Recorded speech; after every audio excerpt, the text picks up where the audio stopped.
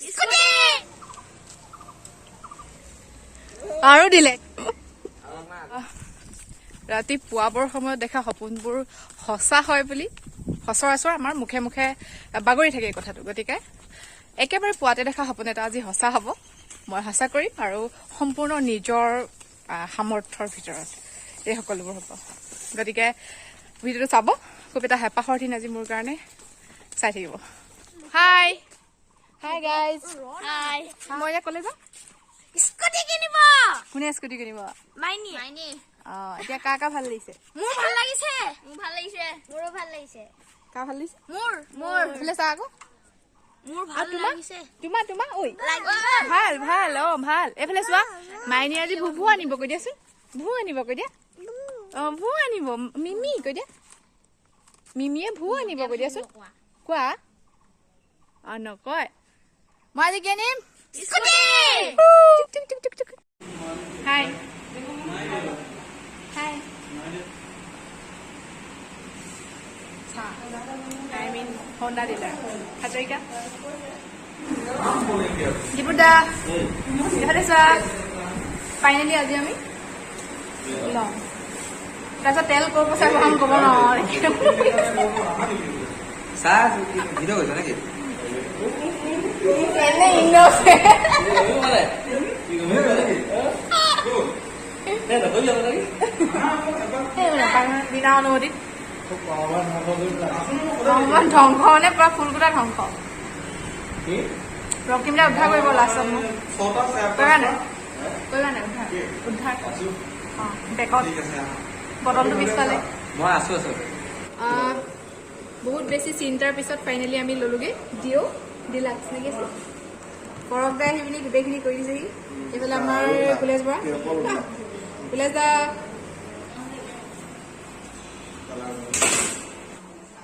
এফালে জানা মাজনীয়ে স্কুটি লৈছে কি কবা ফাইনেলি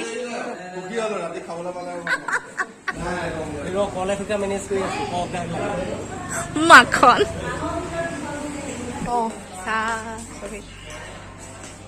এখন বনি আছে দেই আপত্তি নাই নহয় চাওঁ ধ্বংস কৰি নেপেলাম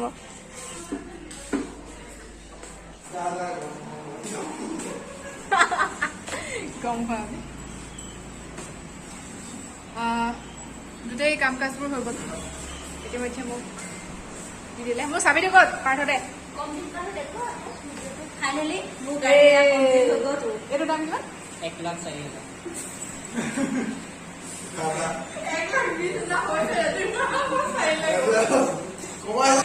এই খালেই গন্ধা দুটা 50 টকা উভতাই দিছিলে গন্ধা দুটা ই গন্ধা নাখায় মোৰ ভুলতে দেই কৰকতে খায় গন্ধা দিব তাৰপিছত এইখিনি দিনে ৰাতিয়ে কষ্ট কৰা হাঁচতীয়া টকাকেইটা লৈ ল'লে এইকেইখন জাষ্ট এই চাবিগৈ একো নাই এক্টিভাখনলৈ আশা এটা থাকি গ'ল নেক্সট যদি কেনেবাকৈ কেতিয়াবা হয় তেতিয়া বদলি কৰি ভাল লাগিছে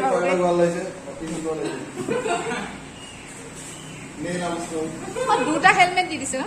বৰ এটা ভিন্ন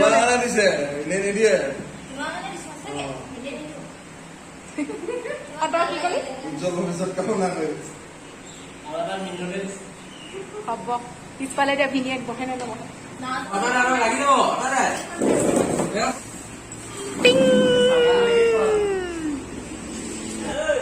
চিং চিং চিং চিং ইমান যে মমত অফিসত গামোচা এখন আছে আদৰিবলৈ সেইখনে হৈ যাব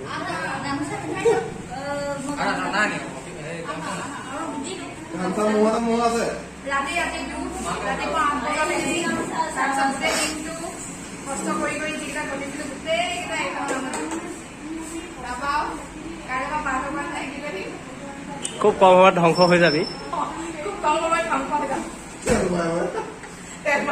কিন্তু শ্যাম সাৰ্ভিস চেণ্টাৰ কিন্তু অকণ এই পাও মানে পাব দিছেও কিবা এটা পাব একেখন গামোচাকে চলাই থাকে আৰু একেখন গামোচাকে চলাই থাকে মানে দেই ফাইনেলি গামোচাখন পিন্ধিলেগে তাই ডিলাৰৰ ফালৰ পৰা পিন্ধাইছে সেইফালে বাগৰাকী খুব বিজি হৈ আছে কিবা কাম পঠাইছে নি আৰে একো নহয়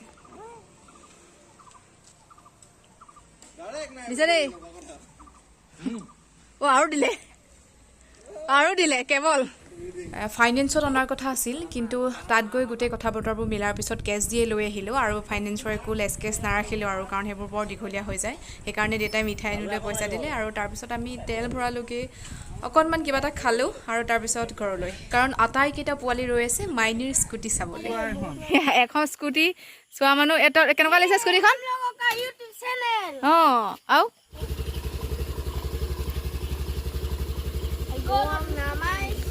অঁ চাংগু কিবা এটা কোৱা ওম নমঃ শিৱায়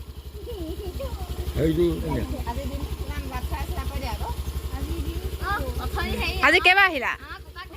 অঁ কোন কেইবাৰ আহিলি তহঁতি